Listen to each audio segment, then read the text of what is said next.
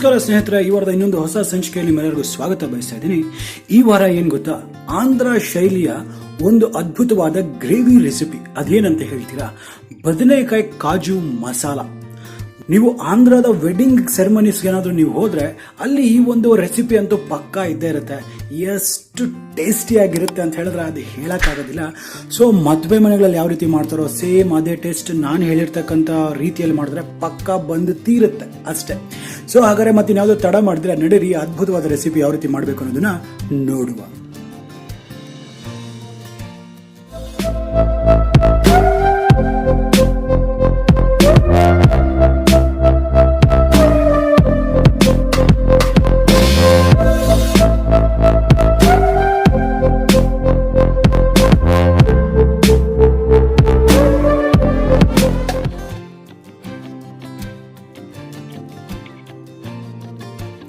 ನೋಡಿ, ಇದಕ್ಕೆ ಮೊದಲದಾಗಿ ಒಂದು ಪ್ಯಾನ್ ಅನ್ನು ನಾನು ಬಿಸಿ ಮಾಡಕ್ಕೆ ಇಟ್ಟಿದ್ದೀನಿ. ಇದರಲ್ಲಿ 1 ಟೀ ಸ್ಪೂನ್ ಅಷ್ಟು ಜೀರಿಗೆ, 1 ಟೇಬಲ್ ಸ್ಪೂನ್ ಅಷ್ಟು ಹೋಲ್ ಧನಿಯಾ, ಮತ್ತೆ ಖಾರಕ್ಕೆ ತಕ್ಕಷ್ಟಾಗಿ ಗುಂಟೂರು ಮೆಣಸಿನಕಾಯಿ. ನಾನು ಇಲ್ಲಿ ಒಂದು 7 ರಿಂದ 8 ತಗೊಳ್ತಾ ಇದ್ದೀನಿ. ಸೊ ಇದನ್ನೆಲ್ಲ ಡ್ರೈ ರೋಸ್ಟ್ ಮಾಡ್ಕೊಳ್ಳೋಣ.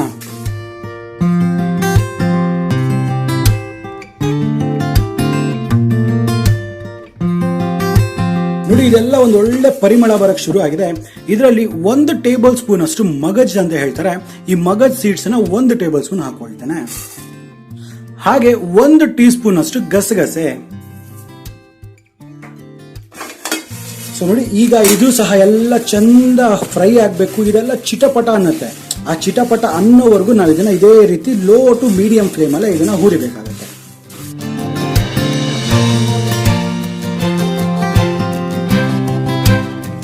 ನೋಡ್ತಿರ್ಬೋದು ಎಲ್ಲ ಚಿಟಪಟ ಅಂತ ಇದೆ. ಸೊ ಈಗ ಇದು ಪರ್ಫೆಕ್ಟ್ ಆಗಿದೆ ಅಂತ ಅರ್ಥ. ನೋಡಿ, ಈಗ ಇದನ್ನೆಲ್ಲನೂ ಒಂದು ಪ್ಲೇಟಲ್ಲಿ ತೆಗೆದುಕೊಂಡಿಲ್ವಾ. ನೋಡಿ, ಈಗ ಇದೇ ಪ್ಯಾನ್ ಅಲ್ಲಿ ಒಂದು 2 ಟೇಬಲ್ ಸ್ಪೂನ್ ಅಷ್ಟು ನಾನು ಎಣ್ಣೆನ ಹಾಕೊಳ್ತೇನೆ.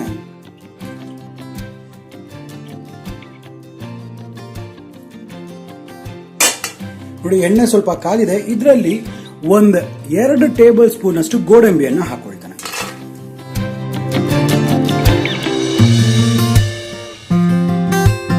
ನೋಡಿ, ಈಗ ಈ ಕಲರ್ ಪರ್ಫೆಕ್ಟ್ ಆಗಿ ಇದಾಗಿದೆ. ಸೊ ಈಗ ಇದನ್ನೆಲ್ಲನೂ ತೆಗೆದುಕೊಂಡ್ಬಿಡುವ. ನೋಡಿ, ನೀವು ನೋಡ್ತಿದ್ರಲ್ಲ, ಇದೇ ಎಣ್ಣೆಯಲ್ಲಿ 2 ಮೀಡಿಯಂ ಸೈಜಿನ ಈರುಳ್ಳಿಯನ್ನು ಹಾಕೊಳ್ತೇನೆ.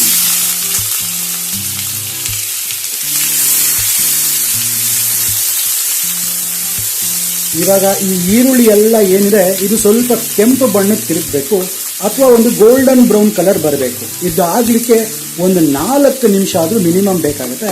ಸೊ ಹಾಗಾಗಿ ಹೈ ಫ್ಲೇಮ್ ಅಲ್ಲಿ ಇದನ್ನ ಒಂದು 4 ನಿಮಿಷಗಳ ಕಾಲ ಇದನ್ನ ಚೆನ್ನಾಗಿ ಫ್ರೈ ಮಾಡ್ಕೊಳ್ಳೋಣ.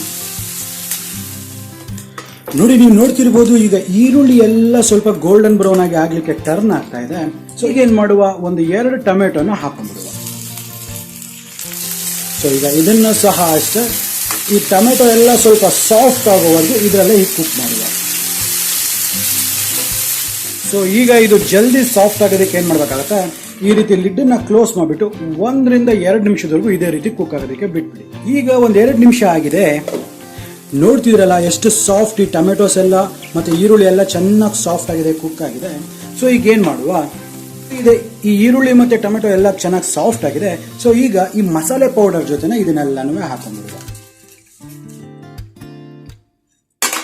ಸೊ ಈಗ ಇದನ್ನ ಸ್ವಲ್ಪ ತಣ್ಣಗಾಗೋದಕ್ಕೆ ಬಿಟ್ಟ ನಂತರ ಇದನ್ನ ಒಂದು ಮಿಕ್ಸಿಯಲ್ಲಿ ಒಂದು ಮಸಾಲಾ ಪೇಸ್ಟ್ ಆಗಿ ನಾವು ಮಾಡ್ಕೋಬೇಕು.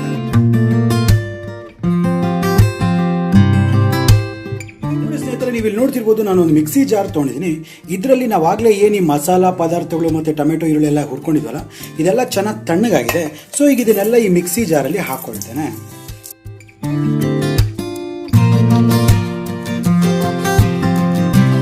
ಈಗ ಇದರಲ್ಲಿ ಒಂದು ಅರ್ಧ ಕಪ್ನಷ್ಟು ಮೊಸರು, ಹಾಗೆ 1.5 ಟೇಬಲ್ ಸ್ಪೂನ್ ಅಷ್ಟು ಜಿಂಜರ್ ಗಾರ್ಲಿಕ್ ಪೇಸ್ಟ್. ಸೊ ಈಗ ಇದನ್ನ ಸಿಲ್ಕಿ ಸ್ಮೂತ್ ಪೇಸ್ಟ್ ಆಗಿ ಇದನ್ನ ಫೈನ್ ಆಗಿ ಗ್ರೈಂಡ್ ಮಾಡ್ಕೊಂಡು ಬರುವ. ನೀವೀಗ ನೋಡ್ಬೋದು, ಇದು ಪರ್ಫೆಕ್ಟ್ ಆಗಿದೆ. ನೋಡಿ ಎಷ್ಟು ಸಿಲ್ಕಿ ಸ್ಮೂತ್ ಆಗಿದೆ ಅಂದ್ಬಿಟ್ಟು. ಇಷ್ಟು ಸಿಲ್ಕಿ ಅಂಡ್ ಸ್ಮೂತ್ ಆದ್ರೆ ಪರ್ಫೆಕ್ಟ್ ಆಗಿದೆ ಅಂತ ಅರ್ಥ. ಸೊ ಈಗ ಇದನ್ನ ಪಕ್ಕಕ್ಕೆ ಇಟ್ಕೊಳ್ಳುವ. ನೋಡಿ ಸ್ನೇಹಿತರೆ, ಮತ್ತೆ ಇದೇ ಪ್ಯಾನ್ ಅಲ್ಲಿ ನಾನು ಏನ್ ಮಾಡ್ತೀನಿ, 2 ರಿಂದ 3 ಟೇಬಲ್ ಸ್ಪೂನ್ ಅಷ್ಟು ನಾನು ಎಣ್ಣೆನ ಹಾಕೊಳ್ತಾ ಇದ್ದೀನಿ. ನೋಡಿ ಈಗ ಎಣ್ಣೆನ ಚೆನ್ನಾಗಿ ಬಿಸಿ ಆಗೋದಕ್ಕೆ ಬಿಡುವ. ನೋಡಿ ಸ್ನೇಹಿತರೆ, ನೀವು ಇಲ್ಲಿ ನೋಡ್ತಿರ್ಬೋದು, ನಾನು ಬದನೆಕಾಯಿಗಳನ್ನ ತಗೊಂಡು ಈ ರೀತಿ 4 ಸೈಡ್ ಕಟ್ ಮಾಡ್ಕೊಳ್ತೀನಿ. ಈ ಬದನೆಕಾಯಿ ಎಲ್ಲನೂ ನೀರನ್ನ ಶೋಧಿಸ್ಬಿಟ್ಟು ಎಣ್ಣೆಲಿ ಹಾಕೊಳ್ಳುವ.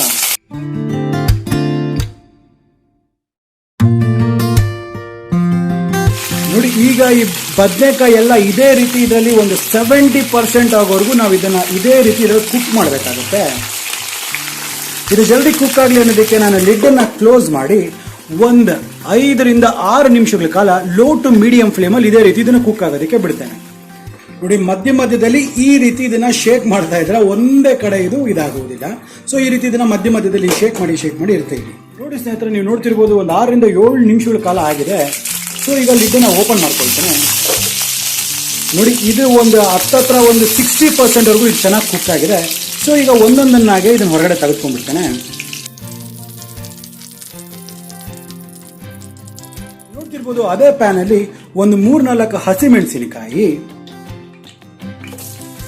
ಒಂದು ಅರ್ಧ ಟೀ ಚಮಚ ಅರಿಶಿನ,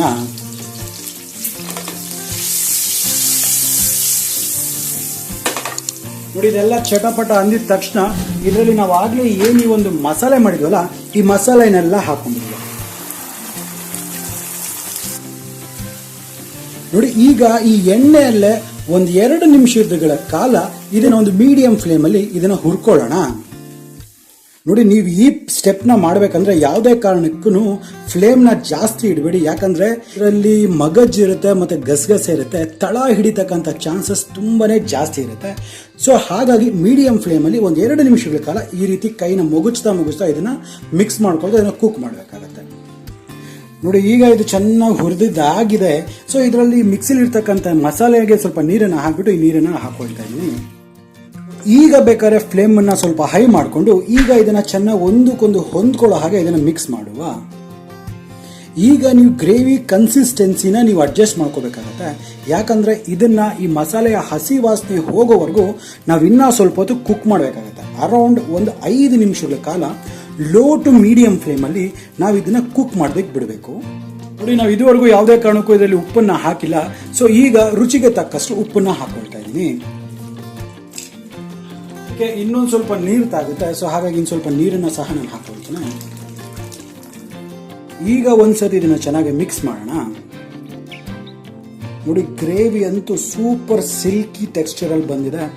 ಈ ರೀತಿ ಇದ್ರೆ ಈ ಗ್ರೇವಿ ಪರ್ಫೆಕ್ಟ್ ಆಗಿದೆ ಅಂದ್ಬಿಟ್ಟು ಅರ್ಥ. ಈ ಕನ್ಸಿಸ್ಟೆನ್ಸಿಯನ್ನ ನೀವು ನೋಡ್ಕೊಳ್ಳಿ. ನೋಡಿ ಈ ಕನ್ಸಿಸ್ಟೆನ್ಸಿ ಇರಬೇಕು. ಈಗ ಏನ್ ಮಾಡೋಣ, ಎಣ್ಣೆಯಲ್ಲಿ ಫ್ರೈ ಮಾಡಿರ್ತಕ್ಕಂಥ ಈ ಬದನೆಕಾಯಿಗಳನ್ನ ಇದರಲ್ಲಿ ಹಾಕೊಂಡ್ಬಿಡುವ.